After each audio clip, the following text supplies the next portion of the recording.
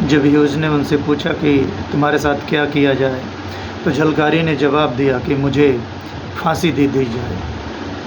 झलकारी के नेतृत्व क्षमता और साहस शौर्य को देखकर ह्यूज भी दंग था और ह्यूगोस ने कहा, झलकारी के सम्मान में एक बोला था कि यदि भारत की महिलाएं 1% भी झलकारी की जैसी हो जाएं, ब्रिटिशों को जल्द ही भारत छोड़कर भागना होगा। बाद में झलकारी बाई को शायद फांसी या रिहाई कर दिया गया, जिसकी पुख्ता कोई सबूत नहीं मिल पाता है। 1857 में झांसी के किले के अंदर क्या हुआ था, ये बात सिर्फ एक व्यक्ति ने ही लिखा था और वह व्यक्ति झांसी की रानी की ही जाति का यानी ब्राह्मण ही था। झांसी के किले में कौन बहादुरी से लड़ा, कौन वीरता के साथ साहस दिखाया और कौन बिना लड़े किले से बाहर चला गया। और किले के बाहर निकल जाने के में भी एक बहादुरी था, वो भी एक आख्यान ही ब्राह्मण विष्णु भट्ट गोडसे के जुबानी ही जानते हैं। झांसी के किले की जानकारी सिर्फ मात्र एक, आप जानते हैं इतिहास सिर्फ विजेता ही लिखते हैं और वही इतिहास भी पढ़ाया गया। और जिनका राजनीतिक सामाजिक संस्कृति पर अधिपत्ति होता है, शायद झांसी की लड़ाई में भी वही इतिहासकार लिखे। लक्ष्मीबाई विजेता नहीं थी, लेकिन इतिहासकारों ने उनकी बिरादरी के होने के नाते झलकारी बाई के बारे में लिखा। भारतीय समाज के व्यवस्था के शिखर पर मौजूद लोगों के दावेदारी जिनकी थी, अंग्रेज़ों के जाने के बाद भारत के शिखर पर राज करने वाले लोग, वो अपने नायक और नायिकाओं को स्थापित करने के लिए नाम दर्ज किया। इसमें दलित और पिछड़ों का नाम नायक नायिकाओं का हाशिए पर चले जाना स्वाभाविक है। दलित बहुजन साहित्यकारों ने और उनके प्रयासों से झलकारी बाई को मान्यता मिलने लगी और शुरुआत हुई, अच्छी शुरुआत हुई और पूरा देश अब मनाने लगा है। अब उसकी हकदार शायद हमारी झलकारी बाई थी। अब उनकी स्मृति में भारत सरकार ने डाक टिकट जारी कर दिया है। मनकड़िका फिल्म बनाई गई थी जिसमें झांसी की रानी का रोल, और वो यही कहती हैं कि झांसी की रानी अपना राजपाट अपने बेटे की बचाने की कोशिश में लगी रही और उन्होंने अंग्रेज़ों को एक लेटर लिखा था और उन्होंने गुजारिश की थी कि झांसी की गद्दी पर उनके बेटे दत्तक पुत्र को वारिस मान लिया जाए। अगर ब्रिटिश ईस्ट इंडिया कंपनी ने झांसी की गद्दी पर उनके बेटे दामोदर राव को अधिकार स्वीकार कर लेती तो झांसी की भूमिका फिर और 1857 में शायद कुछ और ही हो जाता और मुमकिन है कि सिंधिया की तरह वे भी अंग्रेज़ों के साथ बेरुख हो जाते। लेकिन झलकारी बाई जिसके लिए वो लड़ रही थी और उनका मोटिवेशन क्या था, क्या उनकी भावना लक्ष्मीबाई से ज़्यादा पवित्र थी, उद्दत थी। लेकिन झलकारी बाई की कहानी लिखने वाला उस समय कोई और नहीं था, वही थे। आज़ादी के बाद भी कहानी लिखने और उस कहानी को इतिहास के पन्नों में दर्ज करने वाला शायद कोई नहीं था झलकारी बाई के लिए। उनके लिए तो थे उदा देवी पासी, अवंतिका बाई लोधी, महावीरी देवी, आशा देवी गुर्जर जैसे दलित वीरांगनाओं, क्रांतिकारियों, राजाओं, लड़ाकुओं के हमारे इतिहासकार रामदयाल वर्मा जी, जो कि पासी समाज के इतिहासकार हैं, उन्होंने साक्ष्य ढूंढ करके किया। यत्र तत्र सत उनकी गाथाओं की चर्चा, उपेक्षित महिलाओं की गाथा, सच्चा इतिहासकार चारू गुप्ता की ABW में छपा एक रिसर्च पेपर इतिहास लेखन में इन कमजोरियों को शायद दर्ज करता है और बताया है कि कैसे अब दलित साहित्यकारों ने इन महापुरुषों को स्थान दिलाने की पूरी भरपूर कोशिश की जा रही है, जो कि उनके पास कोई तथ्य पुख्ता सबूत भी नहीं था। लोक गाथाओं, किस्से, कहानियों या गजेटियर विदेश के साक्ष्यों से तमाम जो दलित अम्बेडकरवादी लोग हैं वही झलकारी बाई की बात करते हैं, अपने क्रांतिकारियों की बात करते हैं।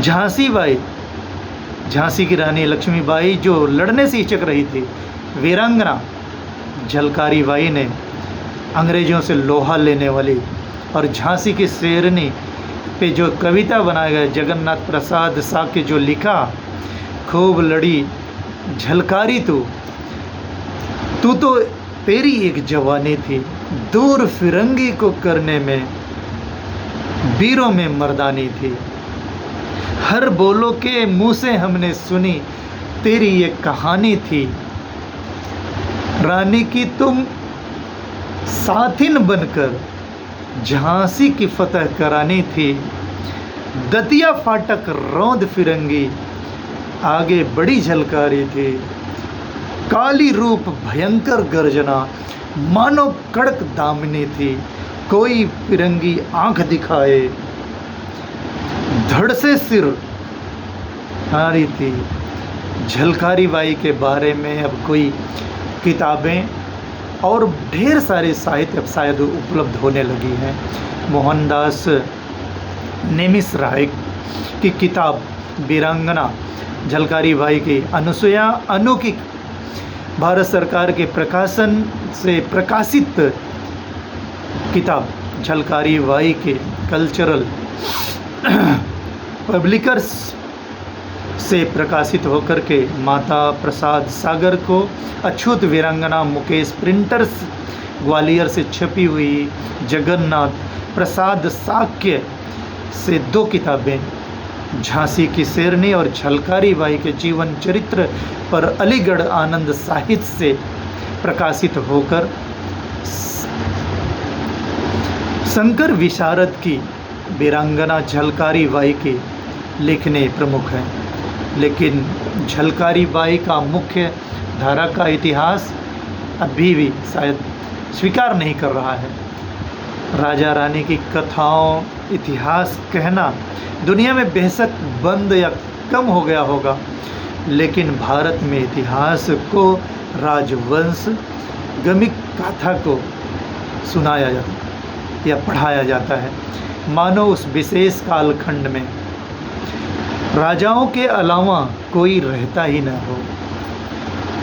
भारत के इतिहास में भी सवर्ण पुरुष के नज़रिए से ही लिखा और पढ़ा ही जाता था, क्योंकि लिखने वाले वही लोग थे, जो लिखा वैसा ही गाया गया, बताया गया, जाना गया, समझा गया। लक्ष्मीबाई के सेक्टर डिवीज़न कमज़ोर पक्षों में खड़ी, लेकिन जाति विमर्श सबसे मजबूत खेमे में झलकारी बाई थी, और जेंडर के औरत होने की वजह से हंसी पर थी। दोनों दौर में सबाल्टर्न हिस्ट्री लिखने की कोशिश जो की गई, इससे सवर्ण इतिहासकारों ने ही लिखा था। सबाल्टर्न हिस्ट्री पूरे नैरेटिव के साथ हाशिए में जगह दर्ज करा पाई, और फिर वह सबाल्टर्न हिस्ट्री भी किसी नैरेटिव के तहत ही है, जो मुख्य धारा में वंचितों के कितनी हिस्सेदारी होगी, मुख्य धारा क्या थी, वो प्रभावशाली ही लोग तय करते थे। मिसाल के तौर पर आपको बताएं, सबाल्टर्न की जो हिस्ट्री थी, ये उसमें बताने की कोशिश की गई थी कि हमने कि स्वतंत्रता सेनानी के चल रही नेतृत्व को दलितों और पिछड़ों के या किसानों की हिस्सेदारी कितनी थी, सबाल्टर्न हिस्ट्री के शायद दर्ज नहीं की। अंग्रेज़ों की आज़ादी की लड़ाई में और उसके अलावा भारतीय समाज में एक सभ्य रहने की जो जाति क्षमता के खिलाफ लड़ने की भी एक दोहरी लड़ाई थी। मणिकर्णिका के साइड रोल में होना या देश की विरासत को, सियासत को किसी इतिहास के लेखन का नमूना था, जहां राजा रानी के किस्से होते हैं और बाकी के लोगों के लिए कुछ लिखा नहीं जाता, वो सिर्फ उनके मोहराई बनकर शायद रह जाते हैं। भोपाल में उनकी विशाल मूर्ति का अनावरण किया गया। अब शायद देश के बहुत सारे जगहों पर अब उनके नाम पर अब स्कूल, कॉलेज, पॉलिटेक्निक, IIT, इन सारे कॉलेजों का नाम लिखे, उनके नाम शायद रखे जा रहे हैं। अब देश हमारा अब धीरे ही धीरे सही लेकिन स्वीकार कर रहा है, क्योंकि दलितों ने बड़ी मजबूती के साथ उनके प्रचार को किया और बड़ी मजबूती के साथ लोगों ने उन्हें जानने लगे। और झलकारी बाई एक क्रांतिकारी महिला हैं और इस महत्व को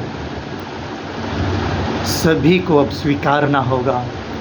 अगर इसके बावजूद झलकारी बाई लोगों की स्मृति का हिस्सा अगर नहीं बन पाई हैं तो उसे हमें आपको बनाना होगा। ये जिम्मेदारी हमारी आपकी है, ये हमारा आप सभी से निवेदन है। और ये बात जो हमारी वीर वीरांगनाएं हैं, जो झलकारी बाई के जीवन परिचय को हम आप उजागर कर सकें और देश के कोने कोने जन जन तक पहुंचाने की जिम्मेदारी हमारी आपकी है। और मैं चाहूँगा कि आप सभी इसे ज़्यादा से ज़्यादा शेयर करें और जन जन तक पहुँचाएं, क्योंकि ये झलकारी बाई के जीवन परिचय की कहानी है। आप सभी ने मुझे सुना, उसके लिए आप सभी को धन्यवाद। जय भीम, जय भारत, कुल गुलाम जिंदाबाद, इनकलाब जिंदाबाद।